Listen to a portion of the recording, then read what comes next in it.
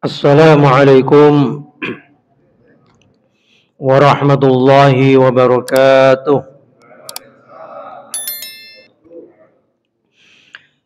Bismillahirrahmanirrahim. Alhamdulillahi rabbil alamin. Wabihi nasta'in ala umuri dunya waddin. Wassalatu wassalamu ala ashrafil anbiya wal mursalin. Sayyidina Muhammad wa ala alihi wa sahbihi wa man tabi'ahum bi ihsan ila yaumiddin. Qala Allah Ta'ala fi kitabil karim. Bismillahirrahmanirrahim. Hamim wal kitabil mubin. Inna anzalnahu fi lailatin mubarakatin. Inna kunna munzirin. Hadratal mukarramin, segenap para jamaah, bapak-bapak, ibu-ibu, para hadirin sedaya kemawon, syukur walhamdulillah pada malam ini kita diberikan nikmat oleh Allah bisa berkumpul di majelis ilmu, majelis zikir yang mulia ini. Mudah-mudahan kita senantiasa mensyukuri karunia Allah yang besar ini hingga nanti kita semuanya tergolong orang-orang yang husnul khatimah. Mari kita lanjutkan kajian kita kitab Durratun Nasihin halaman 131, pengajian yang ke-60, menerangkan utamanya sholat baro'ah.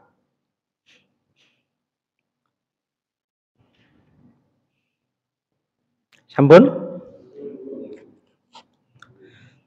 Yaitu surat Ad-Dukhan ayat 1 sampai 4. Bismillahirrahmanirrahim. Hamim wal kitabil mubin.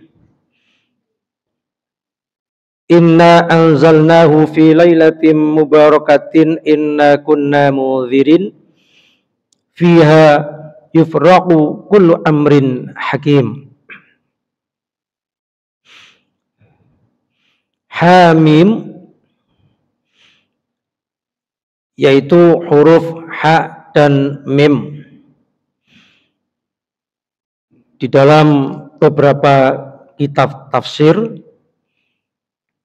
kadang untuk menafsirkan secara aman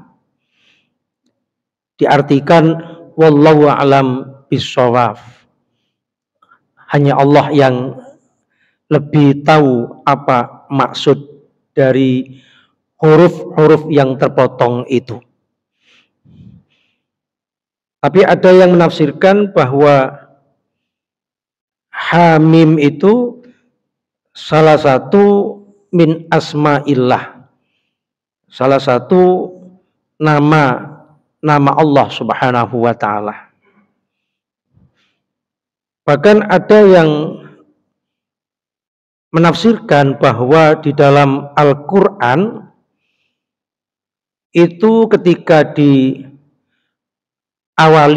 huruf-huruf yang terdiri dari huruf hijaiyah itu adalah untuk memberikan i'jaz, sebuah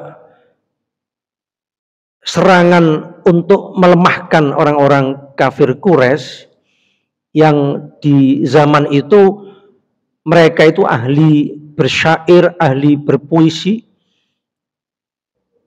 dan selama itu pula mereka tidak mengenal untuk berpuisi dengan huruf-huruf yang terdiri dari huruf hijaiyah yang terpotong-potong. Mereka bertanya-tanya, apa itu Yasin? Apa itu Hamim? Gitu. Bahkan ternyata diteliti, zaman itu belum ada komputer. Setelah ditemukan komputer di zaman sekarang, ternyata sebuah surat itu kalau diawali dengan beberapa huruf hijaiyah, misalnya alif lam mim, terdiri alif lam dan mim, yasin, ya dan sin, bahwa surat itu setelah dihitung huruf-huruf pada surat tersebut didominasi oleh huruf-huruf ketika sebagai awal surat. Jadi kalau Yasin, di surat Yasin itu didominasi huruf ya dan sin. Kalau Hamim didominasi oleh ha dan mim. Begitu seterusnya. Sedangkan zaman itu belum ada komputer. Sehingga ini jelas merupakan wahyu Allah. Dari mana Nabi Muhammad bisa begitu mengatur sedetail itu? Wal kitabil mubin, dan demi kitab, wawunya wawu kosam, wawu sumpah. Kitab itu para ahli tafsir mengartikan Al-Quran. Ada yang menafsirkan kitab itu kitab yang menjadi pegangan amal kita. Ketika di Lauh Mahfud, dan itu nanti akan diserahkan di alam mahsyar sebagai perhitungan amal. Itu menurut Imam Nawawi. Tapi mayoritas ulama itu mensepakati yang dimaksud kitab di sini yaitu Al-Quran. Al-Mubin yang jelas. Jelas secara arti, makna, jelas secara lafaz. Yaitu sempurna. Faktor-faktor kesempurnaan Al-Quran itu banyak. Tidak ada sebuah kitab, bahkan buku yang era modern seperti sekarang, membuat sebuah tantangan. Di surat Al-Baqarah itu Allah membuat tantangan, ayo kalian manusia, kalau ingin buat Al-Quran seperti ini, silakan buat. Bahkan ajaklah teman-teman kalian, para profesor-profesor, doktor-doktor itu, atau jin-jin pula, makhluk halus, sungguh kalian tidak akan mampu membuat seperti Al-Quran ini. Gak ada kitab yang membuat tantangan seperti itu. Bahkan apalagi buku. Itulah disebut kitabil mubin. Bahkan tidak ada sebuah kitab atau buku yang bisa dihafal sekian juta orang. Oleh anak kecil sampai orang yang sudah tua, semuanya hafal Quran kalau sungguh-sungguh ingin menghafal. Kalau ingin sungguh-sungguh menghafal, akan diberikan petunjuk oleh Allah untuk bisa hafal. Bahkan sungguh alangkah senang kita kalau punya anak yang hafal Quran. Anak itu nanti di alam mahsyar mencari kita untuk memakaikan sebuah mahkota sebagai penghormatan anak itu di hadapan Allah kepada orang-orang tuanya.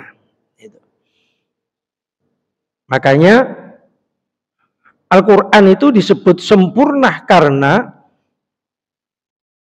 Al-Quran itu orang yang membacanya nggak jenuh-jenuh, mengulang berkali-kali itu nggak masalah. Kalau kita membaca majalah atau mungkin koran atau buku lah, sekali baca ya udah selesai dibuang. baca lagi, ya males. Apalagi koran, majalah gitu. Sekali baca itu. Sekali baca kita jenuh sudah. Tapi Al-Quran berkali-kali semakin nikmat. Walaupun tidak faham. Apalagi yang faham. Malah seneng. Yang nggak paham saja seneng. Termotivasi pahala. Kan begitu. Bahkan bacaan yang mengandung sebuah tata bahasa yang indah, ada tajwidnya, ada makhrajul hurufnya, ada bacaan yang seperti itu. Ilmu tajwid muncul itu ya karena Al-Quran, ilmu nahwu muncul itu ya karena Al-Quran, ilmu balaghah muncul lahir itu juga karena Al-Quran. Makanya disebut sempurna. Maka alangkah sayang satu-satunya bacaan yang sempurna mulai zaman awal sampai akhir nanti, kita hidup di dunia berhadapan dengan Quran, tapi Quran tidak pernah kita baca. Alangkah sangat-sangat disayangkan. Oleh karena itu mudah-mudahan kita diberikan hidayah oleh Allah untuk diberikan ma'unah hidayah bagaimana bisa kita membaca Al-Quran. Jangan kosongkan waktu kita dalam sehari untuk tidak membaca Al-Quran walaupun hanya satu ayat. Inna anzalnahu fi lailatin mubarakah. Sesungguhnya kami turunkan Al-Quran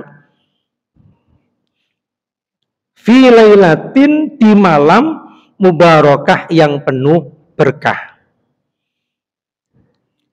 Ini yang dimaksud lailatul mubarakah itu Lailatul Qadar. Ya. Fi lailatul mubarakah itu di malam Lailatul Qadar. Makanya para ulama berbeda pendapat tentang ayat ini. Ada yang berpendapat apakah ini membahas nisfu Sa'ban, apakah membahas Lailatul Qadar. Para ulama sepakat karena hubungannya dengan Kitabil Mubin, kemudian Lailatul Mubarakah, ini adalah berbicara tentang Lailatul Qadar. Jadi Al-Quran diturunkan pada malam Lailatul Qadar. Lailatul Qadar itu kan nggak diketahui kapan. Nabi tidak pernah menjelaskan pastinya, juga para ulama pengalamannya berbeda-beda antara para ulama satu dengan yang lain. Ada yang mengatakan 21, ada yang 23, ada yang 27, ada yang pokoknya mulai awal gitu. Kalau ingin dapat ya mulai awal gitu. Lah kenapa pula Al-Quran kok diperingati setiap tanggal 17 di bulan Ramadan? Kan Lailatul Qadar itu tidak diketahui waktunya, harinya. Tapi kenapa diperingati tanggal 17 Ramadan? Berarti apakah Lailatul Qadar itu tanggal 17 Ramadan? Penjelasannya adalah Al-Quran itu diturunkan dengan cara dua macam cara. Jadi diturunkan oleh Allah secara global, keseluruhan. 30 juz itu diturunkan keseluruhan oleh Allah dari Lauh Mahfud ke Sama'ud dunia, belum sampai ke bumi, itu 30 juz pada malam Lailatul Qadar. Adapun yang diperingati oleh kita semuanya umat Islam itu ketika Al-Quran diturunkan oleh Allah dari Sama'ud dunia ke bumi ini secara kondisional melalui malaikat Jibril kepada Rasulullah Muhammad Shallallahu Alaihi Wasallam. Jadi bertahap secara kondisional yang dibutuhkan oleh Nabi saat itu, mulai Iqra bismi rabbikal ladzi khalaq dan seterusnya, itu adalah saat Nabi uzlah di Gua Hira tanggal 17 Ramadan. Dan itu yang diperingati, bukan yang turun secara global, tapi yang bertahap itu yang diperingati oleh kita kaum muslimin. Walaupun tanggal 17 itu masih khilafiyah, ada yang tanggal 19, ada yang tanggal 24, ada yang tanggal sekian, tetapi para ulama itu lebih sepakat pada tanggal 17 Ramadannya. Jadi kesepakatan ulama itu lebih banyak kepada 17 Ramadan. Inna kunna mudhirin. Inna sesungguhnya kami, Allah, kunna kami ini adalah mudhirin, memberikan peringatan. Jadi Al-Quran itu punya fungsi untuk memberikan peringatan, baik itu yang bersifat manfaat ataupun yang mudarat. Jadi Al-Quran mengingatkan atau memperingatkan kepada kita, karena Al-Quran sebagai fungsi untuk hidayah juga, hudallil muttaqin, sebagai petunjuk bagaimana kita mampu menjalani hidup di dunia kalau petunjuk itu tidak pernah dibaca. Kita kalau beli mobil saja, beli peralatan rumah tangga, atau beli AC, beli televisi, beli apa sajalah, kulkas, pasti ada petunjuk di dalamnya. Bahkan kalau kita beli obat kan ada petunjuknya di sana. Bagaimana kita akan memahami apa yang kita punya itu kalau kita tidak membaca petunjuk di dalamnya? Ya sama dengan kita hidup di dunia ini kan diciptakan oleh Allah. Wa ma khalaqtul jinna wal insa illa liya'budun. Tidaklah aku ciptakan bangsa jin dan manusia kecuali untuk ibadah. Ibadah itu pengabdian. Kan makanya ibadah itu diambil dalam bahasa Indonesia kalimat pengabdian, kan begitu. Abdi negara. Ada istilah abdi negara, itu dari ibadah. Jadi ibadah itu sebuah pengabdian kita kepada Allah. Jadi kita hidup ini ya untuk Allah sebenarnya, bukan untuk apa-apa. Mengabdi kepada Allah, bukan mengabdi pada istri, ya, nuruti istri atau mengabdi pada anak atau pada atasan kita atau pada nafsu, apalagi setan, ya. Tapi pengabdian kita adalah untuk Allah. 24 jam. Jadi pengabdian kita kepada Allah itu 24 jam. Mulai bangun tidur sampai kemudian persiapan tidur kembali, itu semuanya adalah ibadah. Makanya jangan ada waktu yang kosong setiap hembusan nafas kita untuk tidak berzikir kepada Allah. Allah, Allah, Allah. Kalau dipanjangkan kan la ilaha illallah. Tidak ada Tuhan yang wajib, patut, layak disembah kecuali adalah hanya Allah. Tidak ada yang beri makan kecuali hanya Allah. Tidak ada yang bisa menyehatkan kecuali hanya Allah. Tidak ada yang bisa menyembuhkan penyakit kecuali hanyalah Allah. Tidak ada yang memberikan petunjuk kecuali adalah hanya Allah. La haula wala quwata illa billah. Tidak ada daya dan upaya kecuali semata adalah pertolongan Allah. Sehingga orang-orang sufi itu daripada panjang-panjang seperti itu, maka kemudian diringkas dengan satu kata, Allah, Allah, Allah, Allah. Itu artinya dalam hati itu meyakini bahwa Allah segalanya, yang memberi hidup, yang memberi kehidupan, yang mematikan, yang menyehatkan, yang menyembuhkan, yang disingkat Allah, Allah, Allah. Itu.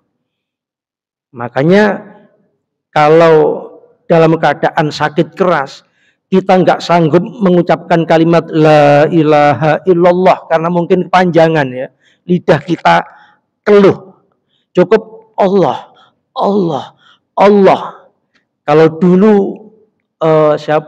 Bilal ketika disiksa oleh orang-orang kafir dengan diletakkannya batu besar di dadanya, kan sesek ya, nggak bisa mengucapkan kalimat panjang la ilaha illallah. Bilal cukup mengatakan ilah, ilah, Allah, Allah, kan begitu. Ketika Bilal berzikirnya itu, ya sama ketika dalam keadaan kita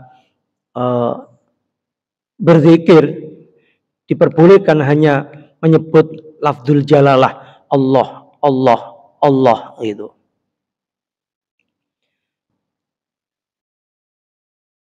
Kita kesini ini, kalau andai kata kaki kita tidak diberikan nikmat oleh Allah, lumpuhlah, anggaplah lumpuh, nggak mungkinlah kita bisa kesini.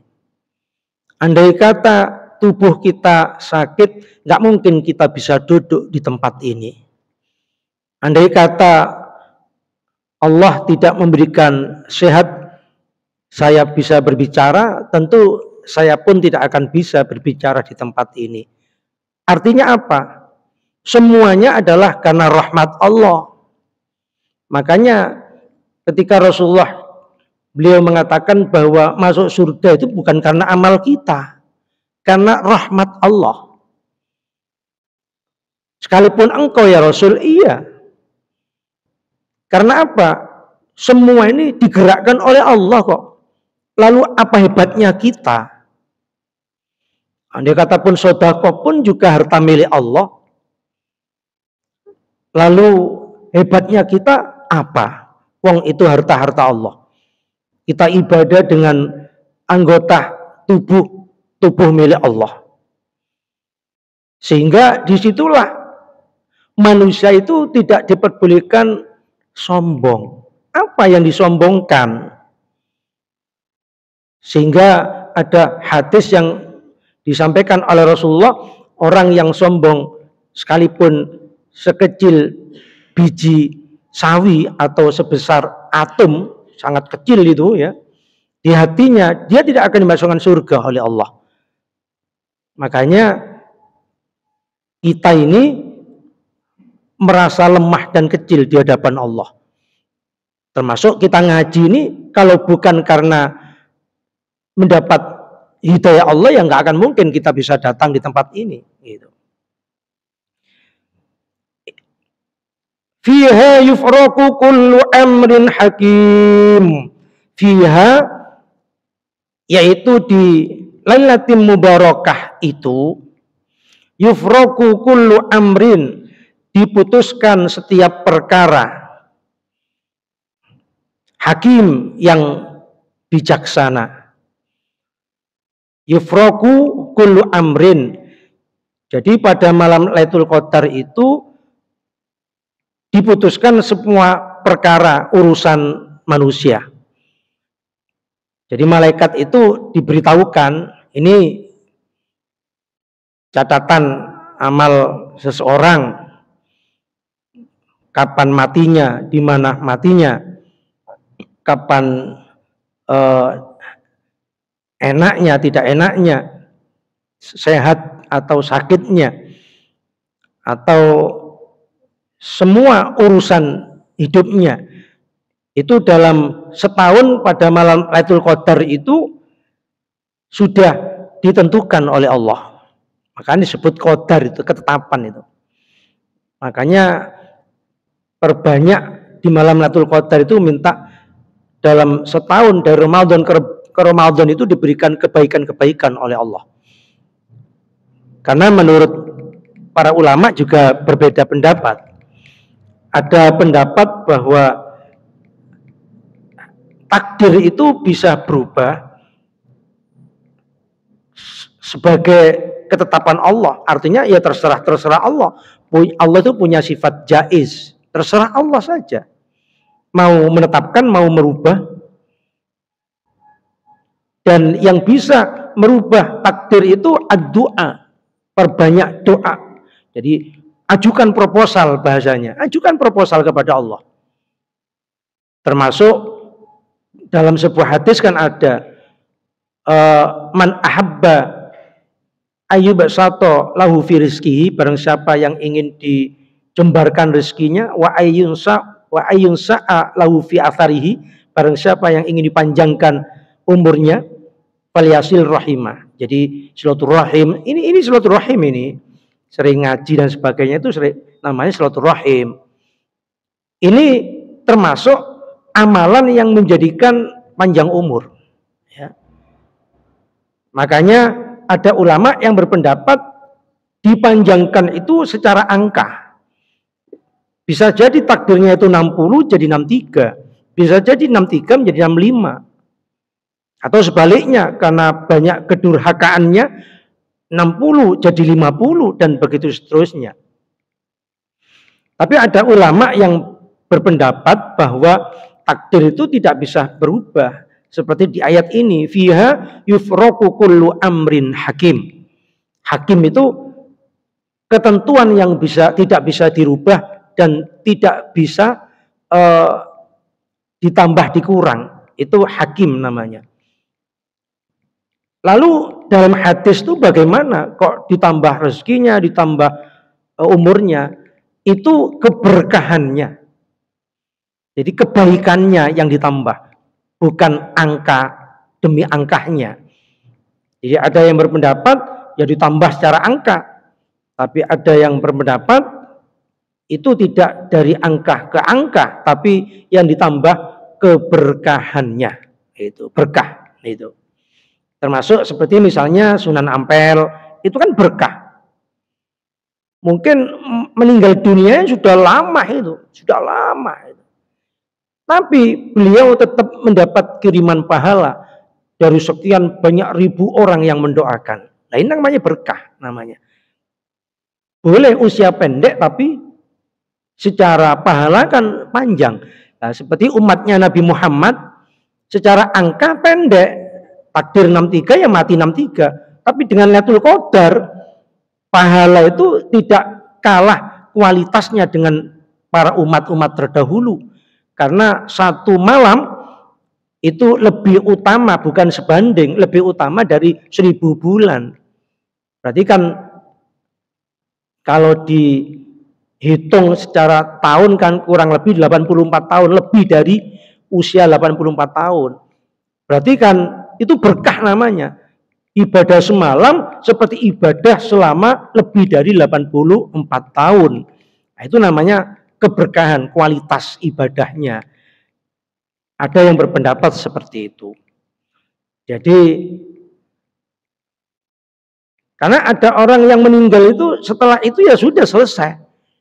Nggak ada yang mendoakan, bahkan keluarganya pun ya juga nggak mendoakan. Ada yang kematiannya seseorang itu malah keplok kok. Alhamdulillah si fulan mati. Sing biasa ngreseki kampung, biasanya kan begitu ada. Jangankan mendoakan, malah keplok, bersyukur gitu. Nah itu namanya umur gak barokah, kan begitu. Tapi kalau barokah, masa hidupnya barokah, kemudian di saat meninggal dunianya pun juga barokah.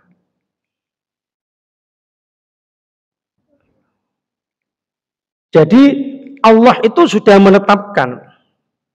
Makanya berbicara tentang takdir itu pun juga terjadi perbedaan pendapat. Jadi kalau menurut ahli sunnah wal jamaah, ya kita mengikuti pandangan yang mayoritas ahli sunnah wal jamaah saja, ya. Bukan Qadariyah, Jabariyah, Mu'tazilah. Kalau Jabariyah itu bahwa semua yang dilakukan manusia itu atas kehendak Allah. Jadi manusia itu nggak bisa berkutik apa-apa, sebagaikan mayit sudah. Nggak bisa berontak, nggak bisa menolak, nggak bisa berusaha menolak pun nggak bisa. Pandangan orang-orang Qadariyah kebalikannya, bahwa semua itu adalah karena manusia. Tuhan tuh nggak bisa berbuat apa-apa sudah. Allah cuma hanya menciptakan, setelah itu ya sudah selesai. Allah hanya menciptakan. Setelah itu ya selesai. Seperti mainan itu kalau diberi baterai terus jalan sendiri, ya natap tembok dewe, ya lurus dewe, ya melenceng dewe, nggak ditolong sama sekali oleh yang pemiliknya, seperti itu. Itu menurut pandangan Qadariyah. Kalau pandangan Mu'tazilah itu kalau yang baik itu dari Allah. Tapi kalau jelek tidak. Sehingga perdebatan waktu itu, contoh misalnya dalam sebuah surat, Tabbat syada abi lahabiu wa tabb. Tabbat syada, bahwa Abu Lahab itu celaka. Loh, Al-Quran itu sudah menyatakan bahwa Abu Lahab itu celaka. Al-Quran itu sudah ditulis di Lauh Mahfuz, apa saat ditulis ketika kejadian baru. Kan tadi diturunkan pada malam Lailatul Qadar 30 juz. Berarti kan sudah ada kata-kata Tabbat syada, bahwa Abu Lahab itu celaka. Nah, sehingga perdebatan pada waktu itu sudah ada di Lauh Mahfuz, apa baru ketika kasus Abu Lahab memusuhi Nabi Muhammad? Menurut ahli sunnah wal jamaah, ya sudah ada di zaman Lauh Mahfuz. Sedangkan orang-orang Mu'tazilah menganggap ya enggak, itu baru. Makanya kemudian orang-orang Mu'tazilah menghukumi Quran itu adalah hadis baru, makhluk. Sedangkan ahli sunnah tetap bersikukuh bahwa Al-Quran itu adalah kalamullah. Makanya Imam Hambali, Imam Hanafi di zaman Khalifah Maimun, saat beliau dikuasai oleh orang-orang Mu'tazilah, lalu memerintahkan masyarakat meyakini Quran itu makhluk. Kalau sudah makhluk, konsekuensinya kan bisa diamandemen, dirubah-rubah. Imam Hambali nggak mau, Imam Hanafi nggak mau, maka dipenjarakan hingga meninggal dunia. Imam Syafi'i selamat beliau karena menggunakan ilmu mantek. Ketika ditanya, kamu Imam Syafi'i, Quran itu makhluk apa kalamullah? Beliau nggak jawab, tapi jari-jarinya yang ditunjukkan. Injil, Zabur, Taurat, Quran, keempat-empatnya ini makhluk. Beliau selamat, lalu kemudian berpindah di tempat yang jauh. Ketika ditanya teman-temannya, loh kenapa kamu sependapat dengan Mu'tazilah? Saya tidak sependapat. Loh, ketika ditanya kok bilangnya Taurat, Zabur, Injil, Quran makhluk. Lah, yang makhluk tangan saya ini. Kan saya bilangnya ini makhluk, katanya begitu. Nah, itu menggunakan ilmu mantik. Ya. Menggunakan ilmu mantek. Sama dengan Abu Hasan Al-Bisri ketika diundang di kerajaan, ulama-ulama nggak ada yang mau makan karena piringnya emas, terus lengser-lengsernya emas, semuanya serba emas, kan haram, nggak boleh. Makanan yang diletakkan di tempat emas itu kan haram dimakan, itu sama dengan statusnya kita makan minum api neraka, kan nggak boleh. Israf namanya, berlebihan hidup. Lah Abu Hasan itu makan, tapi caranya begini, misalnya ini kurma ya, di bejana emas itu diletakkan begini oleh Abu Hasan gitu. Nah, dari sini diambil dimakan gitu. Lah ketika diprotes teman-teman yang sampai kenapa makan dari tempat emas kan haram, saya enggak, dari situ sudah saya letakkan di bawah gini. Nah, itu namanya ilmu mantek ya. Jadi kalau begitu dalam pandangan Ahlussunnah wal Jamaah, baik buruk ini dari Allah. Baik buruk itu dari Allah. Kita diberikan oleh Allah sebuah ikhtiar yang sangat kecil. Jadi misalnya kalau ini bangku itu, ikhtiar itu hanya seujung ini, kecil. Dan usaha itu tidak luput pula dari ketetapan Allah. Contoh begini, ya tadi itu kita kesini itu kan karena instruksi daripada hati. Ayo budalo nang masjid, sekaligus nanti ojo mulai dhisik ngaji, kan begitu. Hati menginstruksikan akal, akal menginstruksikan tubuh kita, diinstruksikan. Lah itu semuanya memang dari hati kita. Tapi hati sehat, pikiran sehat, sekujur tubuh sehat, itu kan pemberian Allah. Berarti kita hadir di sini pun nggak lepas dari takdir Allah. Andai kata Allah menghendaki lain, bisa saja. Sehingga tidak terjadi kita berniat hadir menjadi tidak hadir. Makanya ketika Rasulullah ngotot ingin menginsafkan Abu Thalib, beliau diingatkan oleh Allah, innaka la tahdi man ahbabta. Engkau tidak akan bisa memberikan petunjuk sekalipun orang yang kau cinta.